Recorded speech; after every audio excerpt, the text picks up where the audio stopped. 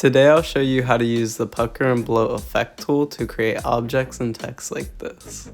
Hover over to the top of your screen. Select the effect menu. Locate distort and transform and look for pucker and bloat. Once you click into the pucker and bloat, the menu will pop up and you're greeted with a slider. On the left of the slider is your pucker percentage. On the right is your bloat percentage. This is where your creativity shines. Experiment with the slider and see what you can make. I like this effect personally because puckering the text can make a distorted grunge looking effect fast. I created these with my stock font, but you can experiment with any fonts to create a variety of unique styles. Using the pucker and bloat effect works on objects too. We can make a star out of a square and a variety of symbols and unique objects just by experimenting with this effect. Now you know how to use the pucker and bloat effect in Adobe Illustrator. If you like graphic design content like this, subscribe. I hope I was able to teach you something new. Thank you for watching.